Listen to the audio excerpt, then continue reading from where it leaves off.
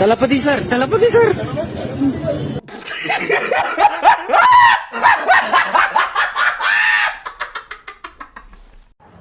Hi guys, welcome to our movie club. So ఇప్పుడే Pushpa the rule movie చూడడం జరిగింది. అంటే ఫస్ట్ డే టికెట్స్ దొరకలే అనమాట. సో సెకండ్ డే వెళ్ళా అనమాట. సో మూవీ ఎలా ఉందో చెప్పాలంటే మాస్ జాతర గాయస్. నిజంగా 3 hours 20 minutes ఉంటుంది మూవీ. 2.5 గంటలు అసలు ఎలా అయిపోయినా తెలియదు. Fast fast fast fast scene తర్వాత సీన్, సీన్ తర్వాత సీన్, సీన్ తర్వాత సీన్ పడుతూనే ఉంటుంది. అంతా అయిపోయిన తర్వాత లాస్ట్ 50 minutes కొంచెం మరీ రెగ్యులర్గా అయిపోయింది అనిపించింది. అదొకటి మినహాయిస్తే సినిమా అయితే కంప్లీట్ మాస్ జాతరే.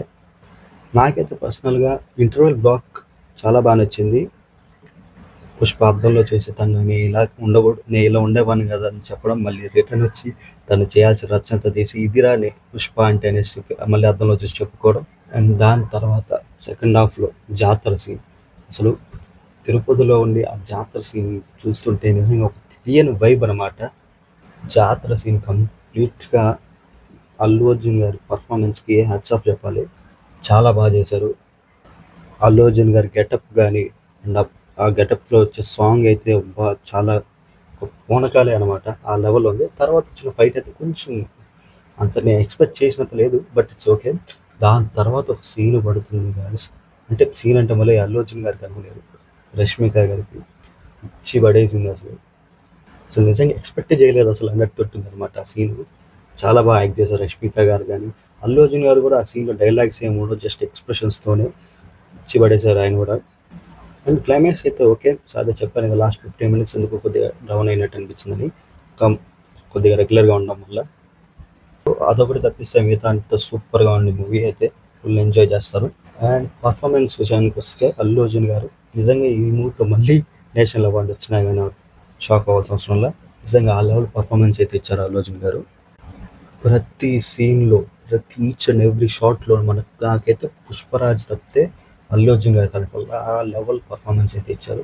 కంప్లీట్ క్యారెక్టర్ అయిపోయారు అనమాట. అల్లు అర్జున్ అనేవారు స్క్రీన్ బయటే, ఆన్ స్క్రీన్ అంతా పుష్పరాజే ఉన్నాడు అనమాట. కంప్లీట్ ఆయన అయితే ప్రాణం పెట్టేశారు మూవీ కోసం. చెప్తున్నా కదా, ఈ సినిమాకి మళ్ళీ అల్లు అర్జున్ గారికి నేషనల్ అవార్డు రావాలి. ఆ లెవెల్ పర్ఫార్మెన్స్ అయితే ఇచ్చారు. అండ్ సెకండ్ శ్రీవల్లి గారు, అంటే అదే రష్మిక మందన గారు, తను కూడా చాలా బాగా చేసింది. ఆ క్యారెక్టర్లో పర్ఫార్మెన్స్ కానీ, ఫస్ట్ హాఫ్లో కొన్ని సీన్స్ అయితే ఓకేష్గా ఉన్నా కానీ సెకండ్ హాఫ్లో జాతర దగ్గర వచ్చే సీన్ మాత్రం నిజంగా ఐ థింక్ ఆ సీన్ మొత్తం సింగిల్ టేక్ అనుకుంటా. రష్మిక గారితో ఫుల్ మొత్తం ర్యాంప్ పార్టీ చేసింది అన్నమాట సీన్ మొత్తంలో. ఇంకా థర్డ్ రావు రమేష్ గారు ఏంటి ఫహద్ ఫసల్ క్యారెక్టర్ చెప్పకుండా రావు రమేష్ గారి దగ్గరికి వెళ్ళిపోయి అనుకుంటున్నారా? చెప్తా. యాక్చువల్లీ ఫహద్ ఫసల్ గారి క్యారెక్టర్ అంటే రావు రమేష్ గారి క్యారెక్టర్ కొంచెం ఎక్కువ ఉంటుందేమో సినిమాలో. అండ్ ఆ క్యారెక్టర్లో కూడా ఆయన బాగా పర్ఫార్మెన్స్ చేశారు. సో ఆ తర్వాత చెప్పాలంటే ఫహద్ ఫసల్ గారు యాక్చువల్లీ ఆయన చాలా గ్రేట్ యాక్టర్. బట్ ఈ సినిమాలో ఎందుకు అంత స్కోప్ అయితే ఉన్నట్టు అనిపించలే. ఈ సినిమాలో కంప్లీట్ ఆయన ఒక కామెడీ విలన్ అన్నట్టు చేశారనిపించింది. ఈవెన్లో ఆయన సోలోగా ఉంటే ఒక ఎలివేషన్ ఇచ్చినట్టు ఉంటుంది. బట్ ఎప్పుడైతే పుష్ప సీన్లోకి వస్తాడో కంప్లీట్ డామినేషన్ అనమాట. మరి అది కావాలనే పెట్టారా లేదంటే మూవీలోనే ఎలా ఉందో మనకు తెలియదు. బట్ ఫహద్ ఫసల్ గారు ఎంతో గ్రేట్ యాక్టర్. బట్ ఈ క్యారెక్టర్ నేను ఎంత ఎక్స్పెక్ట్ చేశాను, బట్ అంత లేదు. బన్వర్ సింగ్ షెకావత్ కామెడీగా పిలుస్తాను సింగ్ షెకా అని. సో బన్వర్ సింగ్ షెకావత్తోనే థర్డ్ పార్ట్ అయితే లీడ్ చేశారు. బట్ నాకు ఎందుకు ఆ థర్డ్ పార్ట్ అంత అవసరం లేదనిపించింది. బట్ చూద్దాం ఏమైనా జరగచ్చు, ఎలా ఉంటుందో. ఆ తర్వాత సుకుమార్ గారి డైరెక్షన్ అందరికీ తెలిసిన ఆయన లెక్కల మాస్టర్ నిజంగా చాలా బాగా చేశారు. ఇంకా మూవీని ఒక ప్రో ఫిలిం మేకర్ తీసిన లెవెల్ ఫీల్ అయితే ఉంటుంది, ఎక్కడ తగ్గలేదు. సో నిజంగా మూవీకి 3 years టైం తీసుకున్నారు. ఈచ్ అండ్ ఎవ్రీ డీటెయిల్ చాలా పర్ఫెక్ట్గా ఉండేలా చూశారు.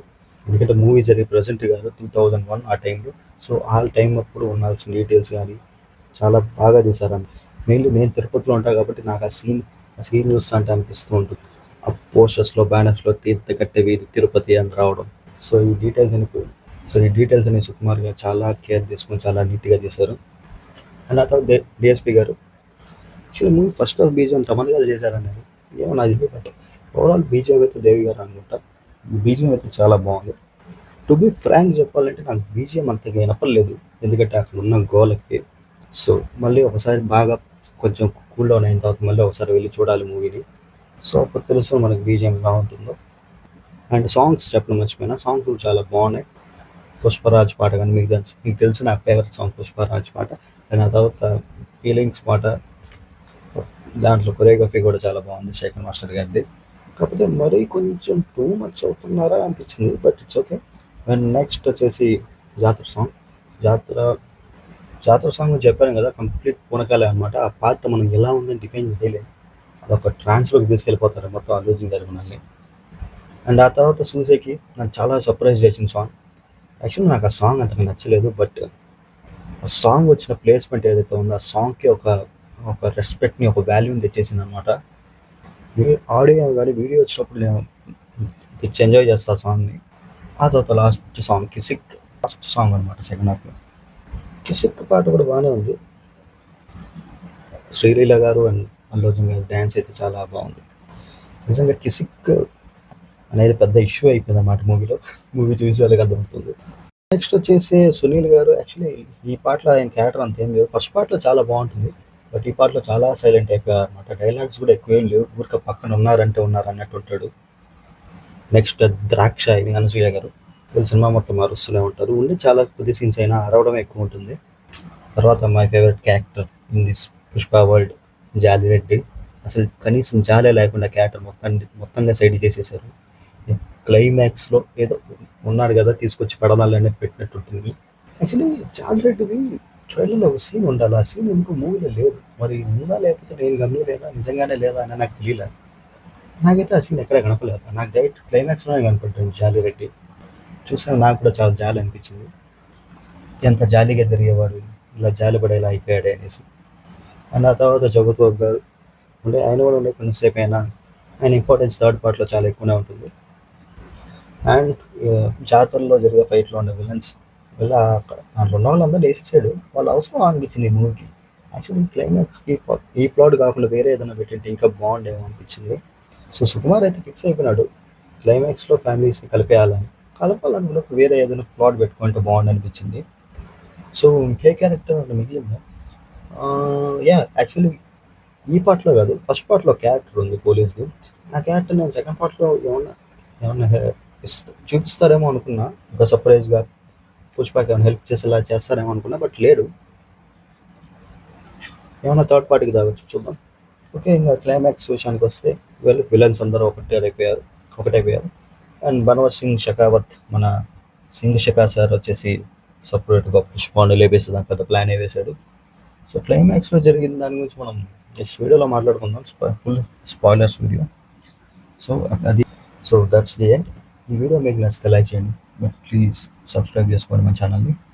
వెల్, నెక్స్ట్ వీడియోతో మళ్ళీ కలుద్దాం. టాటా.